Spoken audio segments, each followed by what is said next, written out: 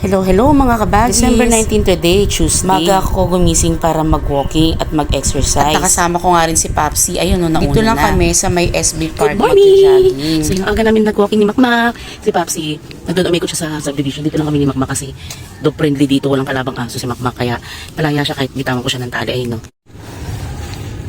Ay, may mga ano na, lumot. Hindi na siya safe para joggingan. Walking lang, stretching. Ang daming puno ng bunga ng papaya. Kitang dahon na. Maki, come here. Oh, di ba pati si Makmak malaya dito umiikot. Wala kasing kalaban. Nagsimula muna kami ng walking and then ito stretching naman. Kasi sakit talaga ng katawan ko siguro dahil lamig, tapos nakatutok sa electric fan. Kaya kailangan muna natin magpapawis mga kabagis. Inhale. To inhale, exhale lang muna tayo. Pagkatapos nga nito, yan, tuloy-tuloy lang ang stretching.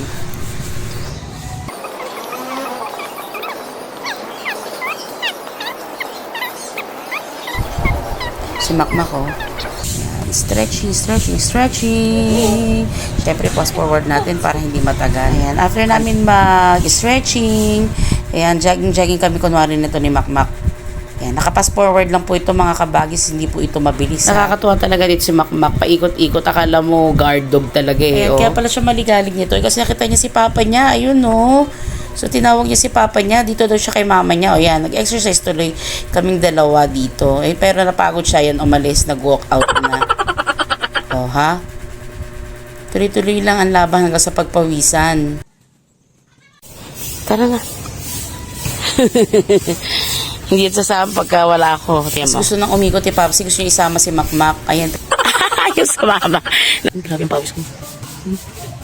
Grabe. Ang pawis.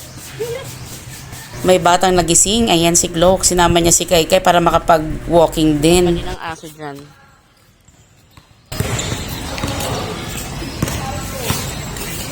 Hi!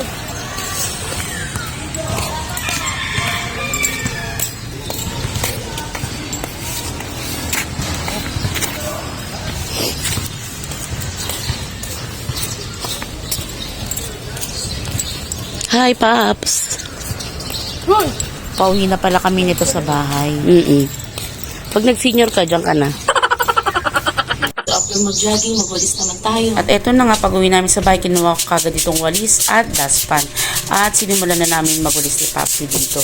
Kasi sa ilang araw na hindi namin pag-wawalis dahil nga mga na-busy, ayan, dumami na naman yung mga dahong nalalaglag.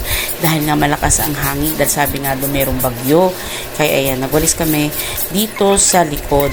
At ito na rin ay dinagdag naming exercise, di ba? Pang stretching na rin, bongga. So ayan, inipon-ipon na namin yung mga dahon na nalaglag mula sa puno ng santol. So ayan, inisip ko kung isasako ko ba siya o hindi.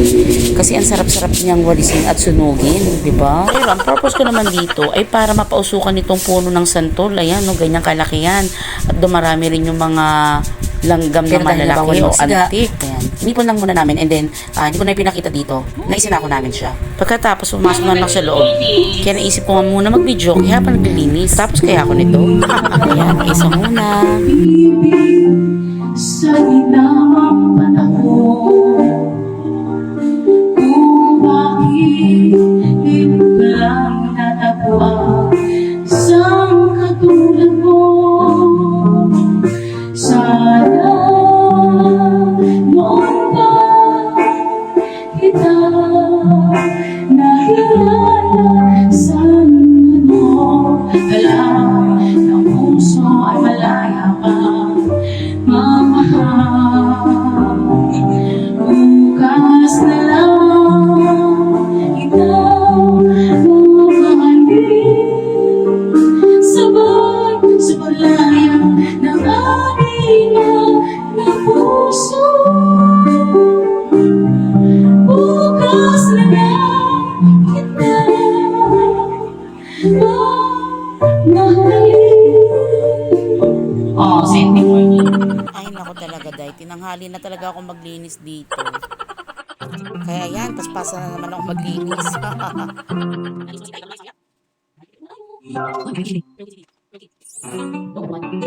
Kanta pa more! Grabe, napakadaming nangyari ng araw na to. Patin pa kami ng kasal. And then ito nga pag-uwi, nagtimpla ako ng melon na nabili namin. Tapos ito may binigay si ka kaysa na gata na lang ka. Ang sarap. Kaya busog kami. So,